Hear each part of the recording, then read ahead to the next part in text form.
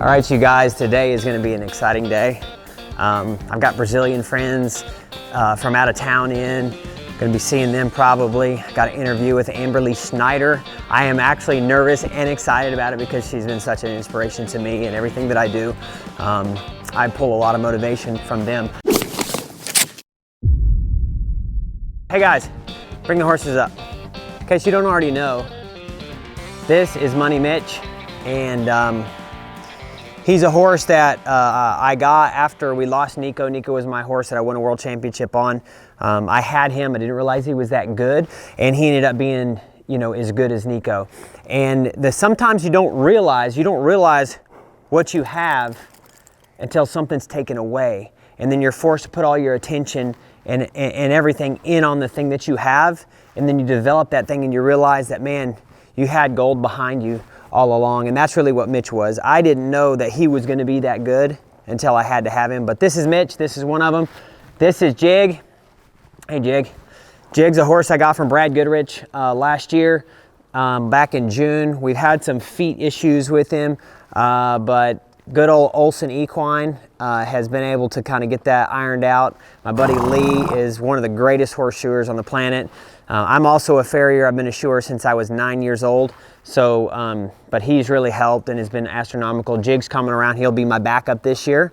And I think we're going to breakaway rope some calves, and then we're going to go see Amberley.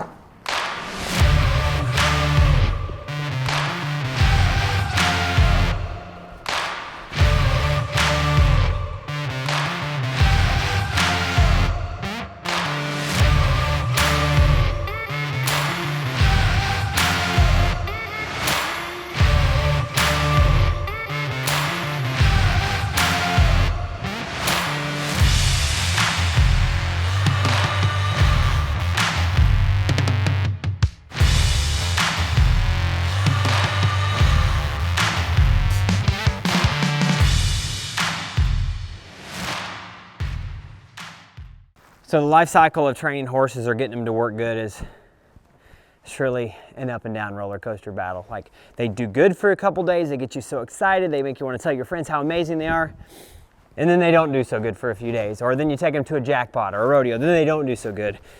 And then you go home and you work on them, and they get to working good, and then you go back again.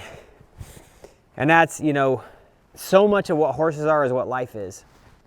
That's why I like being a cowboy, and I like comparing the way horses are to human beings. Sometimes we do things perfect. Sometimes it's rolling great. Sometimes it's awesome. And then something happens, an unexpected bill, your truck breaks down, you know, your kids get into trouble, anything. And it just throws you back to square one. But it's not all about the huge incremental gains that get you emotionally high. It's about slow, tiny incremental gains that build a foundation that allow you to get better. With Jig, it's been a real battle with him. And, you know, I changed some gear, changed some things up. He's really starting to do better now, but I'm not going to tell everybody he's the best horse in the world yet, right? He's got to prove it to me before I just get super excited and tell the world to start riding him at rodeos. He's doing really good. We changed some headgear, we changed the tie down a little bit, we've been riding him a little bit different, doing way better, and I'm super proud of him. But I know the life cycle of training horses. I know the life cycle of life. I know where there are ups, there will be downs, and where there will be downs, there will be ups. So if you're in a down, it will get better. And if you're riding high, don't get too happy. Just stay central with your emotions, right? Because inevitably, the path of life is like this. That's the line graph. It's a wave. It goes up, down, up, down, up, down. But hopefully, if you drew a line through it, you're going an upward trajectory. That's what we're trying to do with these horses, and that's what we're trying to do with their life. Good job, Jig. So we just got done working Jig, got done working Mitch. Now it's time to load the camera equipment, and we're gonna go set up and film and pick the brain of the champion. Amberley Snyder, we're coming for you. In case you guys don't know, I live in the middle of nowhere, which means it takes me a while to get anywhere, but I'm excited for right now because I'm going to interview Amberley, and I just draw so much inspiration from her, you know, just the amount of effort that she has to put in. And there's a couple of topics that I really, really want to cover, and I'm so excited. I want to just talk about the accident. I want to talk about like her mindset and how she deals with obstacles, And just one thing that I think gets overlooked with her so much is her horsemanship. Like, that girl is a freaking horseman. To do what she does, to run the way she works, the way her horses work, the way they work, she's just a horseman. If you watch her run, she's using her hands to turn the barrels. She's got whips in both hands, you know, and she just knows how to jockey and ride. And to me, she's a hero, really. She's a hero to me. She's a hero to so many people, and I'm just super jacked. I'm excited. I've been like cramming all my notes and all this stuff, trying to get as ready as I can. So you guys make sure when it comes out, watch the episode, because it's gonna be great.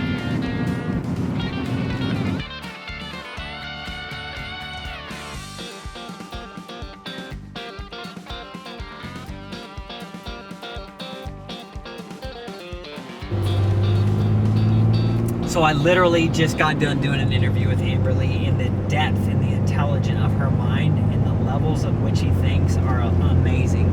The lady, you know, whether she had the accident or never had the accident, she was always going to be great, because she has the attitude of I can, I will, I must, and what she's doing is unbelievable. So you guys definitely will not want to miss this. Now we're headed to eat at the Japanese steakhouse with a bunch of my Brazilian friends. We'll catch y'all there.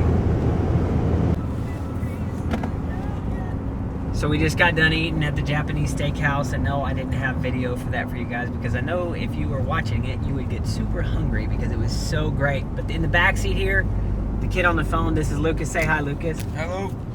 Lucas is a kid that I've been roping with for a long time. Went to his house the first time. He was just a little guy, like in the 12 and under tying down.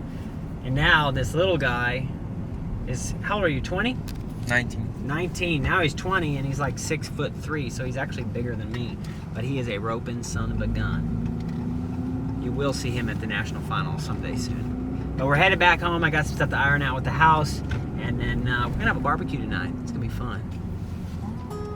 All right, so we just got done town, but this man right here, my daughter, she didn't really get bucked off her pony, but he spooked out from underneath her, so we need to break this pony to ride.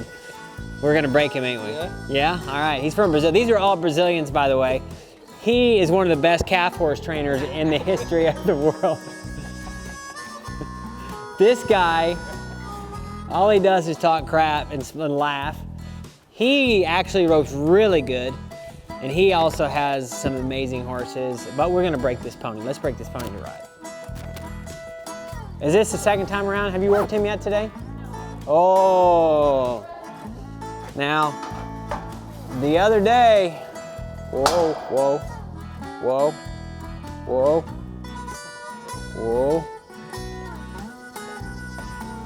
The other day, Mr. Hercules was, kind of spooky, and he spooked while my daughter was on him as she was trying to get off, and she fell off on her side, and she kind of got scared. So the goal is to break him. We gotta break low. Easy now.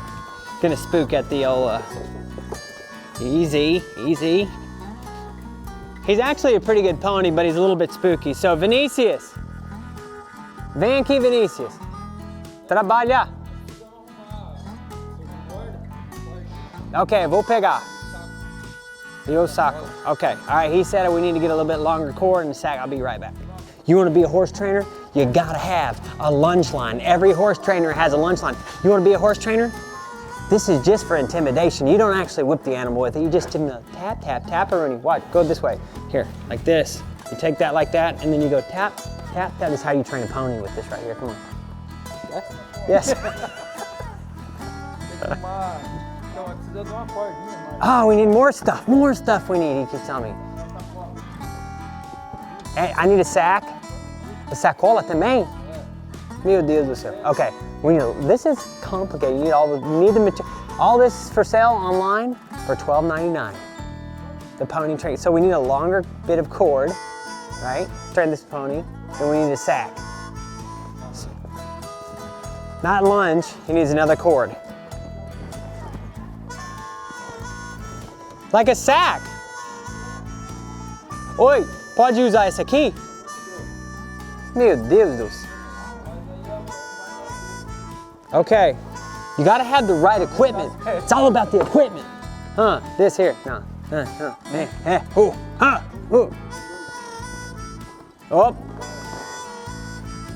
He's a little bit scared of ropes. It's kind of odd because I'm a roper. But what happened was, Praise was trying to swing her leg over and somebody swung a rope and he jumped forward and she axed it. She was not happy with that.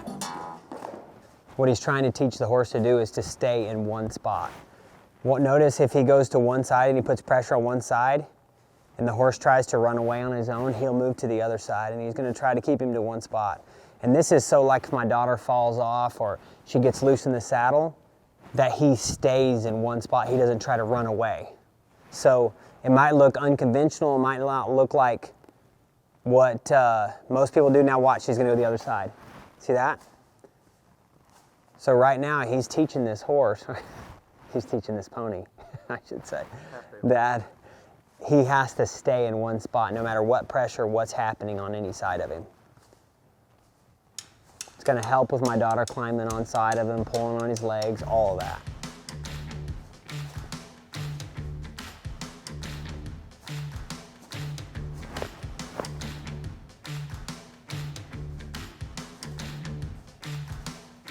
So Vinicius has got him broken. Like I said, he was breaking down both sides of his body. Just teach him that he didn't have to be scared of everything, and it works perfect because if my daughter gets into a moment where she's falling off or something's happening, he's gonna stay there, he's not gonna freak out. Now, this little pony particularly, he's most scared. This pony's particularly most scared of a rope. Right now, Vinicius is rubbing his belly, but this horse is most scared of a rope. So what we're gonna do now is we're going to just get him used to everything from his belly to his legs to everything. And specifically, this pony is kind of funny with his legs. The other day when Praise got in trouble, with him as she was falling off, she rubbed by his back hindquarters and he kind of jumped away and kind of got scared of her. And you can tell he's never had any of this stuff done to him before. But I'm so thankful that these guys are here because they're really gonna help me out with this. And they're gonna help my daughter be safer because with horses, it's all about being safe.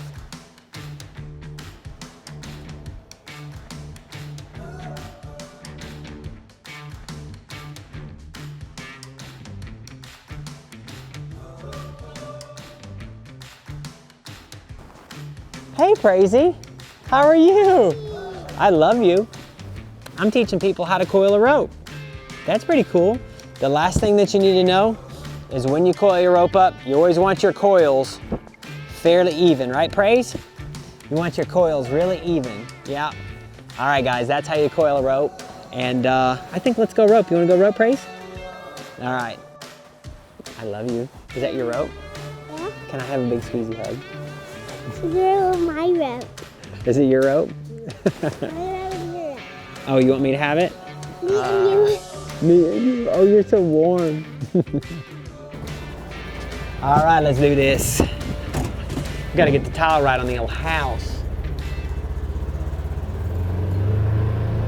You wanna test your marriage, build a house while you're rodeoing, having a family, running businesses, doing all that stuff. It's a good test. But it's a test I enjoy because we actually done pretty good with it. But there are a lot of decisions to make when you are building a house. Luckily, I'm on the downhill stretch. But the final phase where you pick colors and finish outs, that's probably the most stressful part. All right, you guys, welcome to my crib. Come on in. We're getting stuff in. It's not done yet. Don't be judging me because it's not done, but we're getting closer. So here in just a minute, we're fixing to look at the tile for the floors, this master area, all this stuff. And right now is the point where you want it to look amazing. So we're getting the tiles, the carpets, the floors, the bathrooms, all that stuff. We're picking that out right now. So this is the super crunch part of building a house. All right, so the lady said she liked this. So what'll happen right here is this is gonna be, there's gonna be like in this growing ceiling area, you can see how the ceilings you know, a little different. This is gonna wrap, like this is gonna be a border all the way around the hallway, and then there's gonna be a border coming down here, and then there's gonna be travertine like this in the middle of it with a little bit different design. And then here's gonna be travertine, and here's gonna be travertine, and it's just gonna be, this is just gonna add a little bit of flair to the house, to the design, along with the chandeliers hanging down. I think it's gonna give it a super nice touch. Plus, it matches that floor, that wood floor there matches the cabinets. It's gonna match the beams going across, beams coming down, and then it's gonna match the trim that goes over this cutout here that houses all my saddles and all that stuff. So, can't wait to be over, to get done with and be over. All right, so we just got done picking tile. The guy is measuring out like a crazy man in there. It's super cool. He's got a laser that tells him the distances. I think we got it on lock. I think we're gonna get it knocked out. It's gonna be beautiful. Can't wait to show you guys the finished product soon. It's gonna be awesome. Now, I'm gonna go get the meat out because we're supposed to start the barbecue in an hour and 17 minutes, and I forgot to thaw the meat out. So I better get after it. Let's go. So we got all the steaks here. I'm gonna salt them down. We're gonna have a Brazilian churrascaria tonight. Which means, oh yeah, sorry, we're gonna have Brazilian barbecue, but Shay said I didn't have enough meat with all this, so then I went and got a bunch more over here. You already had those. So we are gonna have a lot of meat. I didn't know you got so much meat and all this stuff. You told me that I didn't have enough, so. I said I thought you had 8 pieces, but you have. We got plenty. Okay, so we got, according to my trainer, I'm not able to eat this right here because that's cheese and bacon wrapped shrimp. That's gonna taste really good. You can eat broccoli. But I'm not gonna have that. I'm gonna have probably this piece of meat. I'm not gonna eat the fat, but we got some ribeyes. We got some, I think these are New Yorks. And then we've got some steaks here off one of the beefs that I butchered. And so yeah. Oh yeah, and here's the stuff that nobody wants to eat. We're gonna have some grapes and some corn. And babe, what are these things? Brussels sprouts? Yeah.